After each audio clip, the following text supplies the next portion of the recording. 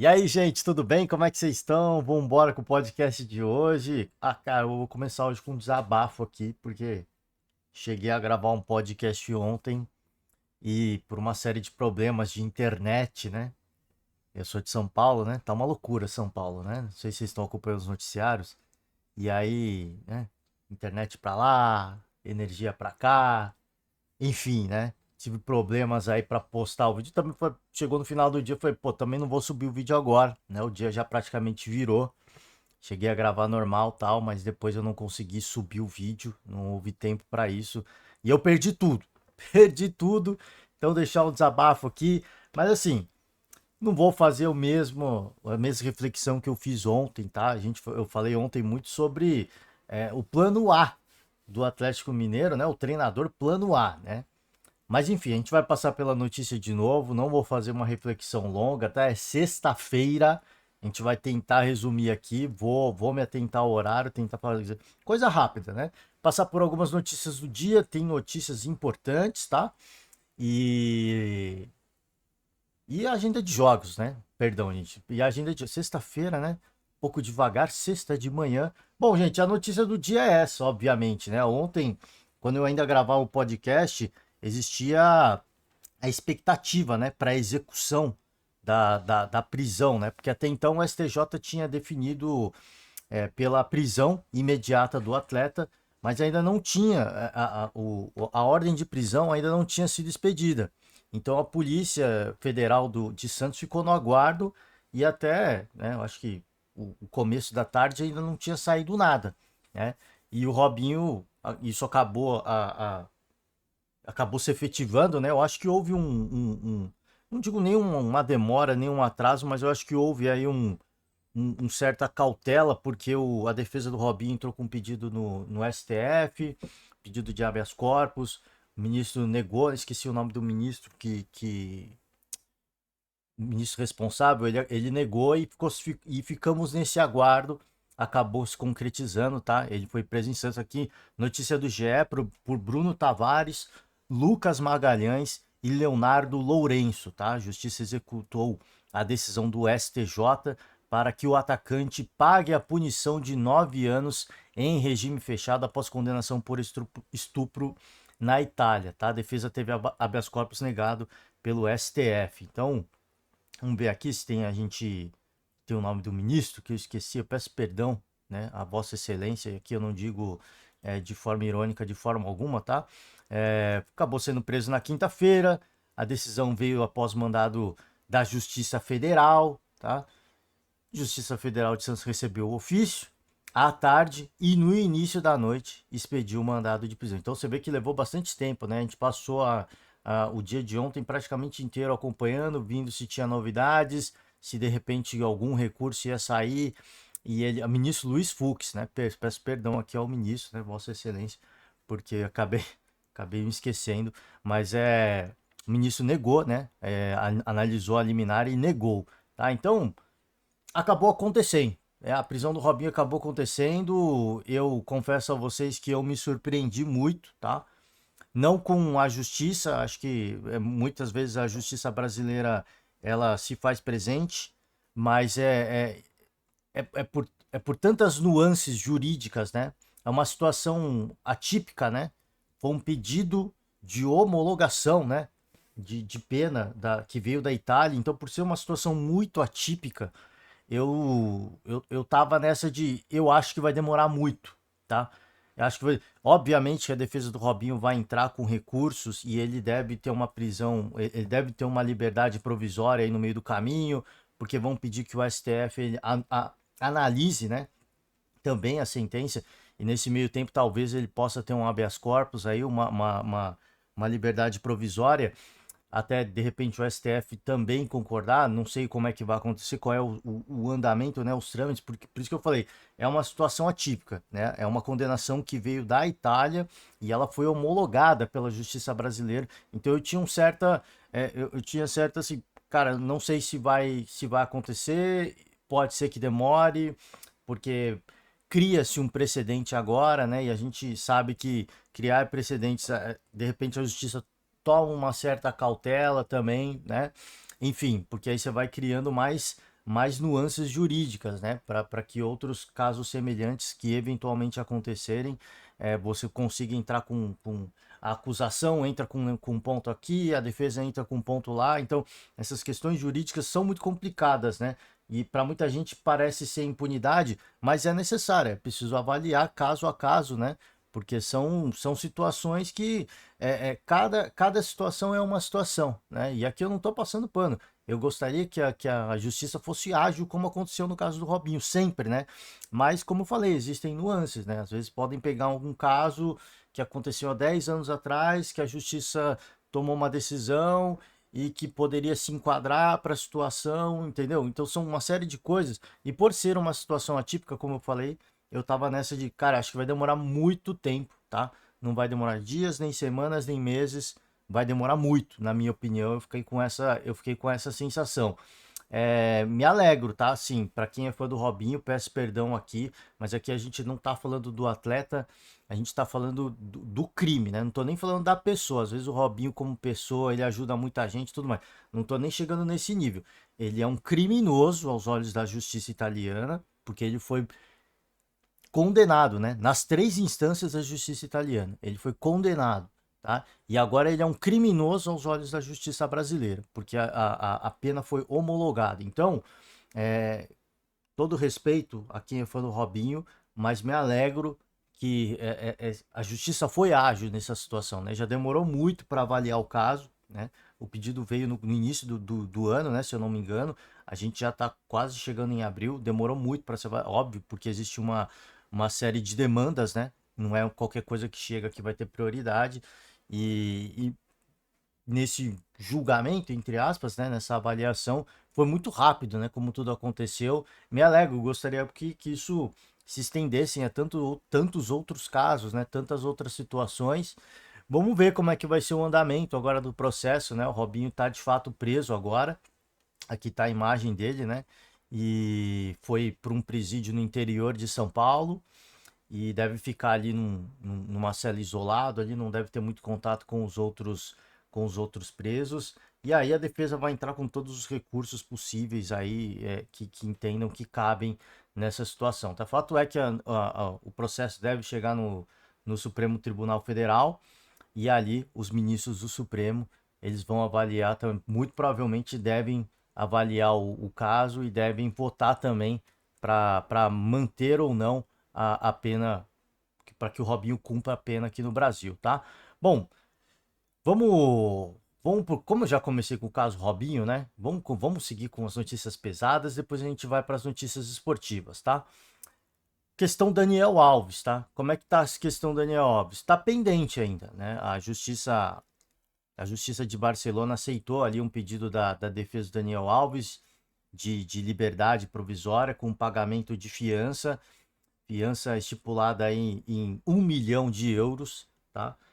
Muito se falou, muita boataria rolou que o pai do Neymar poderia pagar este valor, só que o pai do Neymar já se pronunciou com relação a isso, disse que a primeira situação onde ele contribuiu ali com cerca de 150 mil euros foi uma situação, agora é outra situação, ele não vai dar esse dinheiro, tá?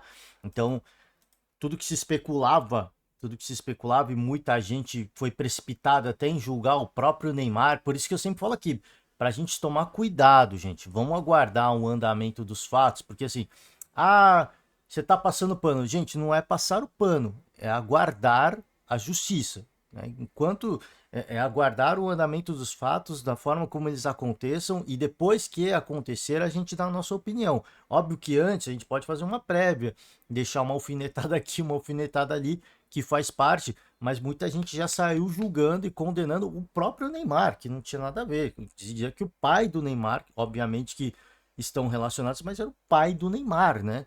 Então era uma outra situação e já disse que não vai se intrometer nesse momento, né? Mas, em virtude da decisão da Justiça Espanhola, de Barcelona, muito silêncio, né? Muito silêncio por parte da CBF, integrantes da CBF e a Leila Pereira, né? Mulher forte do futebol do Palmeiras, que é chefe da delegação da seleção, se pronunciou, tá? Eu vou trazer aqui porque é preciso muita personalidade, porque a gente nota um silêncio que ele é muito incômodo. Eu entendo que, e eu ouvi vários jornalistas esportivos, cara, isso aqui é uma questão CBF, é uma questão de esporte, tá? E a questão Daniel Alves é outra questão. Sim, eu entendo essa linha de raciocínio, mas se a gente começar a desvincular tudo, então a gente pode começar a defender depredação de estádio, né? Ah, porque é uma outra situação, né? As pessoas vão tirar de contexto e vão falar assim, eu não, por isso que eu não concordo muito com quem fica nessa de, ah, não, CBF, Seleção Brasileira é esporte, não vamos ficar falando de coisas das páginas policiais. Eu concordo em certo nível, tá? Mas o Daniel Alves, pois esteve lá, esteve presente por tantos e tantos anos, é um cara muito influente, é um cara de peso esportivamente falando para o futebol brasileiro e um pronunciamento não machuca ninguém. Até porque, como eu sempre digo aqui, o futebol ele está inserido na nossa sociedade, tá? O futebol ele faz parte da nossa vida cotidiana. Ele não é só um esporte, tá? O futebol é um agente que muda a vida da população brasileira, para o bem ou para o mal. Ele muda a vida, ele faz parte, ele está enraizado na cultura. Futebol não é apenas entretenimento aqui no Brasil, ele faz parte da vida cotidiana, ele diretamente impacta na vida cotidiana, tá? Por isso que eu não acho que nesse caso do Brasil especificamente, a gente pode desvincular tudo, como eu disse, porque senão vão começar a fazer recortes e vão começar a falar. E talvez por isso, muitas questões de briga de torcida, atentados a ônibus, não aconteçam e não sejam punidos da forma como deveriam, porque acabam se desvinculando. Não, uma coisa é uma coisa, outra coisa é outra coisa. Então, acho que assim, é necessário, às vezes, de repente, um pronunciamento, como eu digo. Como eu falei, eu acho que tá tudo em. Eu tô mostrando a foto do Gui Pereira, né? Peço perdão aqui. Deixa eu mostrar a foto da Leila Pereira. Tá aqui, né? Então, eu acho que um pronunciamento não machuca ninguém, tá? Não machuca. E futebol e Brasil e sociedade brasileira, digo Brasil especificamente, eles estão diretamente relacionados, tá? Então, é por isso que eu não concordo 100% com isso. Senão, como eu falei, vou começar a desvincular as coisas, né? Ah, vamos tacar o olho, porque não, aqui no estádio, a nossa briga de torcida não tem nada a ver com os times dentro de campo. Eu não gosto dele, ele não gosta de mim, a gente vai pra briga. E aí vão começar a fazer recortes, né? Vão começar a criar narrativas, vão começar a desfragmentar essa problemática, porque não tem nada a ver com o esporte, né? Não tem nada a ver com o esporte. É a mesma coisa, de repente, aquele caso do atentado ao ônibus do Fortaleza, vão alegar, não tem nada a ver com o esporte. Ali foram um grupo de pessoas e tudo mais, e aí os caras vão justificar a ação deles, né?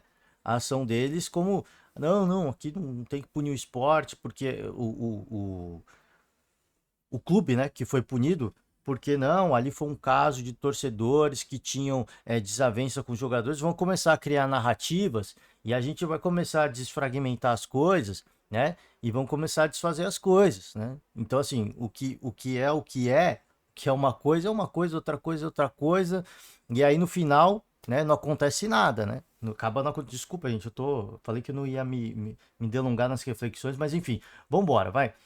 Ninguém fala nada, mas eu, como mulher, aqui na chefia da delegação, tenho que me posicionar sobre os casos Robinho e Daniel Alves. Isso é um tapa na cara de todas nós mulheres, especialmente o caso do Daniel Alves, que pagou pela liberdade. Acho importante eu me posicionar. Cada caso de impunidade é a semente do crime seguinte. Palavras fortes da Leila Pereira e, para mim, totalmente assertivas, né? É preciso, como eu falei, é preciso muita personalidade para chegar lá e falar, né? Diante de tanta gente que se cala, que prefere se omitir. É preciso muita personalidade. E tá de parabéns a Leila Pereira, na minha opinião, né? Ela foi convidada, de repente foi orientada a não se pronunciar, mas ela não é mulher de ficar calada, né? Ela não é mulher de abaixar a cabeça. Se eu fui convidada para ser chefe, eu vou exercer o meu papel de chefe, como ela faz no Palmeiras. Eu vou exercer o cargo que me foi me dado. Foi me dado esse cargo de chefia da delegacia, então eu vou me pronunciar, né? Eu vou dar a cara a tapa, já que ninguém fala, já que o presidente deveria falar, não fala, então eu vou falar. e ela foi lá e falou, tá? De parabéns a Helena Pereira, na minha opinião, tá? Aqui sobre o Daniel Alves, né? Que muita gente deve estar se perguntando, pô, um cara tão rico, por que ele não consegue pagar essa fiança estipulada pela justiça, né? E porque os bens deles estão congelados, né?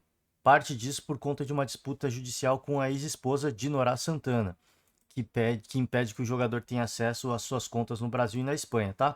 A defesa dela já se pronunciou, disse que ela não tem nada a ver com o congelamento total dos bens do Daniel Alves, tá? Que de repente eu acho que eu acredito né? E tem gente que chega nesse nível baixíssimo, né? Que deve ter ido lá nas redes sociais dela, julgar a mulher, falar, ó, o cara tá preso por sua culpa, né? Porque tem gente que, ó, peço perdão aqui, né? Pelo amor de Deus, defender um criminoso, você me desculpe, mas enfim, tá? Deve ter gente que foi lá, pegou no pé e ela já falou, ó, esclarecemos que não há nenhum processo envolvendo a Dinorá Santana e o ex-jogador Daniel Alves que trate da questão patrimonial e que o único processo que trata de valores é a execução de alimentos em favor dos filhos comuns, tá? Então não é o processo que está em andamento não trata de uma questão de bloqueio patrimonial do Daniel Alves, né? O que ela negocia é a questão de pensão, tá? Em favor dos filhos comuns. Informamos ainda que todo e qualquer bloqueio está limitado ao valor da ação. Então, se o valor da ação é de tantos milhões de reais, ó, a gente entende que daqui até tantos anos que os filhos vão ter, o valor da pensão vai ser de tantos milhões, então eu quero o bloqueio desses tantos milhões, né? O Daniel Alves tem uma fortuna estimada em, tem aqui, eu acho que ele tem, aqui mostra em algum lugar da notícia, um patrimônio, né, avaliado em cerca de 60 milhões de euros, né? O que pede a Dinorá não vai chegar a 60 milhões, tá? Vai passar muito longe disso. Então, o bloqueio total, eles já deixam claro que não é por causa disso, tá? É por o bloqueio tá limitado, né, ao valor da ação, tá? Sendo desarrazoada a notícia amplamente divulgada de bloqueio integral do patrimônio do Daniel Alves no Brasil e na Espanha, tá? Enfim, tá? Vamos lá. Vamos seguir com as notícias esportivas? Tá aqui. Então o Daniel Alves segue no aguardo aí de, né, como é que ele vai pagar, se alguém vai pagar, o Neymar pai não vai pagar. Então fica nessa pendência, né? Quem vai pagar, né? Quem vai pagar? Porque quem pagar, a galera vai cair em cima. A gente sabe disso, né? Então é uma bucha, né? Eu entendo que tenha muitos personagens do meio esportivo que gostariam de ajudar o Daniel Alves nesse momento, né? Por uma questão de proximidade. Imagino que sim, tá? Por uma questão de amizade mesmo. Entende que o crime aconteceu, mas, poxa, é meu amigo, eu vou ajudar. Entendo que existam, mas, né? É uma. É um impacto muito forte, né? Se ajudar um criminoso e tanta gente pegando no pé, né? Da justiça, falando, ó, impunidade, né? O cara tá pagando para ficar livre, enfim, tá? Vambora, vamos com as notícias esportivas. Esse aqui, como eu falei, eu gravei ontem e infelizmente vai ser perdido para os torcedores do Galo. Peço perdão. Milito, tá? Milito é o plano A do Atlético Mineiro, né? Foi treinador do Argentinos Júnior recentemente. E o Atlético diz que quer um futebol mais ofensivo que envolva o adversário, tá? O perfil traçado pelo Atlético, como eu vou fazer um resumo do que eu falei ontem. Este não é um perfil que o Atlético traçou agora. A gente pode pegar no histórico contratações recentes de Jorge Sampaoli, Cuca e o próprio Chacho, né? O próprio Chacho, o atual treinador do Internacional. O Putz, esqueci o nome dele agora, vou pedir perdão. São treinadores com perfil ofensivo, né? Mais ou menos esse perfil traçado pelo Atlético. E por que cargas d'água contratou o Felipão? Ali a gente teve o entendimento de que, olha, é um treinador tampão, entre aspas. Eu não gosto desse termo. Seria um treinador pacificador. Eu prefiro o termo pacificador, né? Um cara que vai chegar meio paizão, atletas como o Hulk gostam muito dele, então ele chega para pacificar a situação, né? Porque o Tchatcho tinha uma situação, o Kudê, né? Lembrei agora.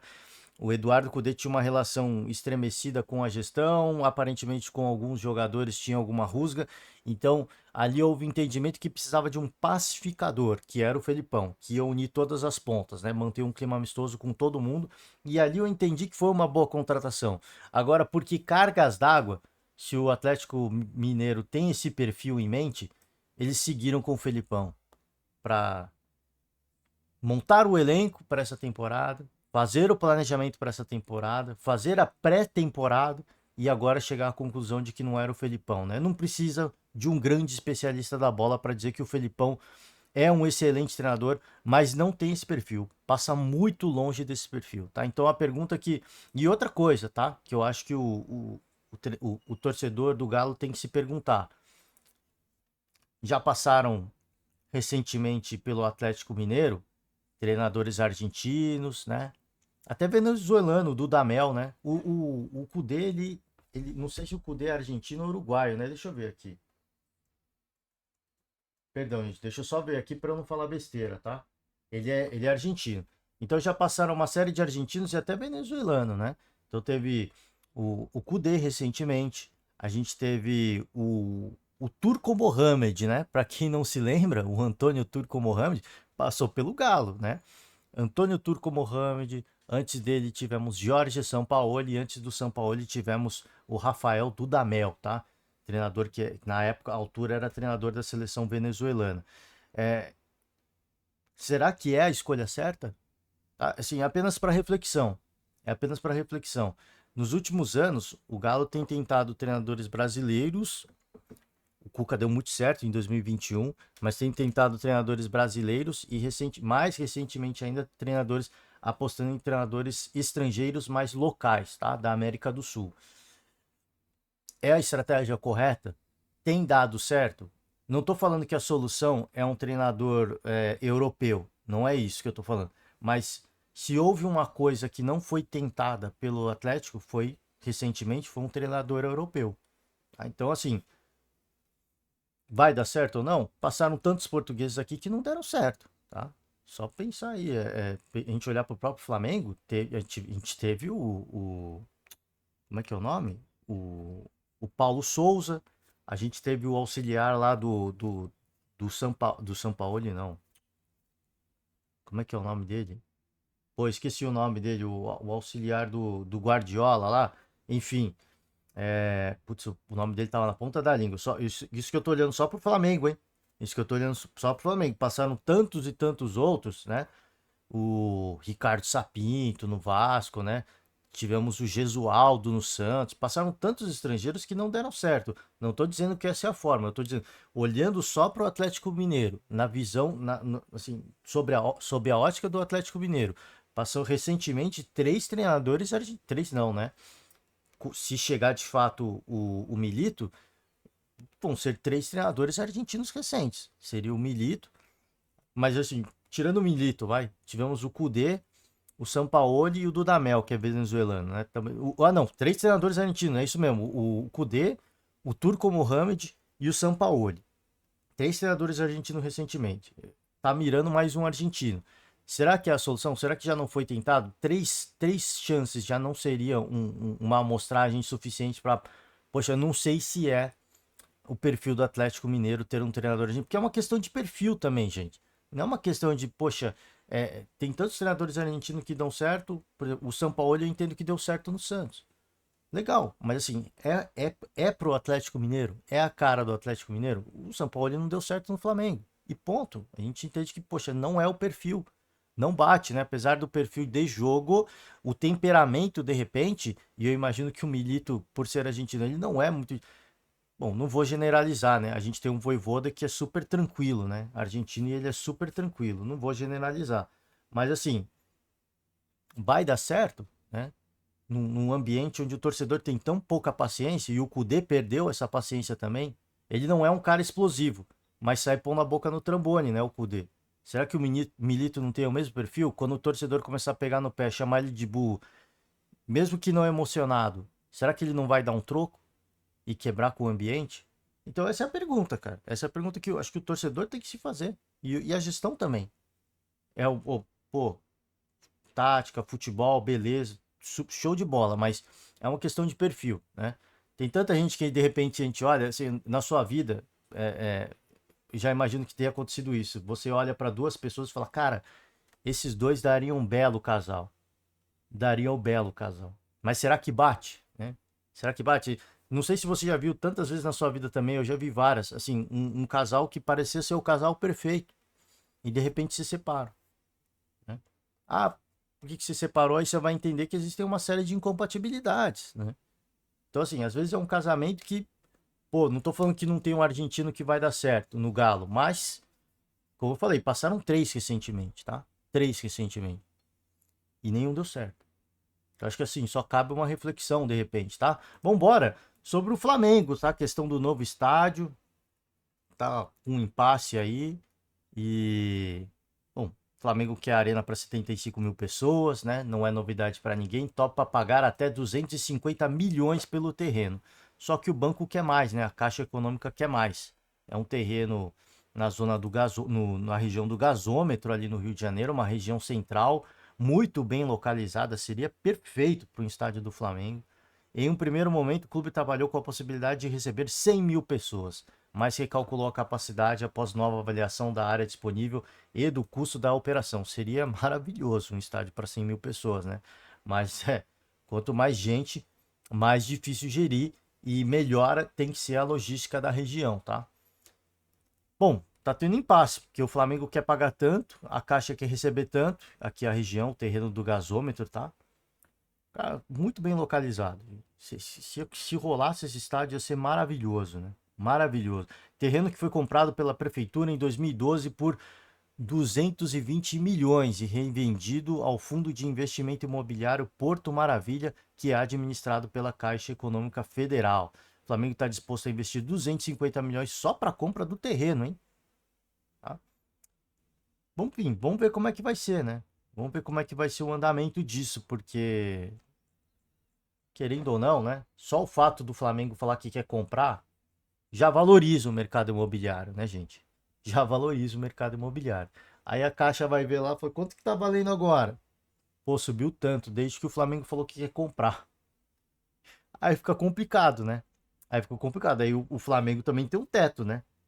Você acha que os caras não sabem? Pô, eles têm um entendimento. Pô, a partir do momento que a gente falou que quer comprar aquela região aquela área na região do gasômetro, poxa, o negócio já valorizou, né? É o Flamengo que tá querendo comprar.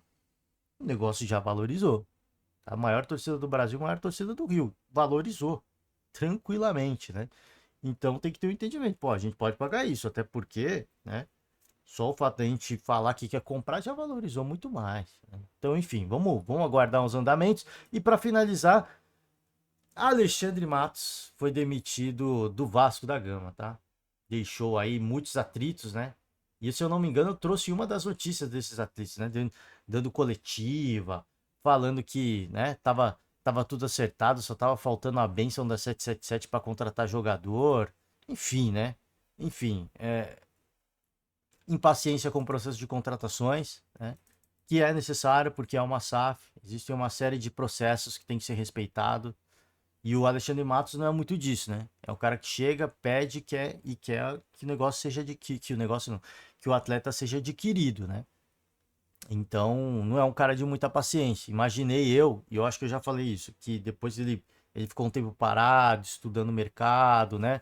Entendendo como outras equipes, outros clubes europeus também trabalham. Imaginei eu que ele voltaria para o mercado com um pouquinho mais de tranquilidade. Até porque eu vi algumas entrevistas do Alexandre Matos, né? Cara, tô estudando, tô me especializando. Muito tranquilo, muito sereno. Foi, cara, ele é um cara, né? De uma posição bem forte, bem contundente.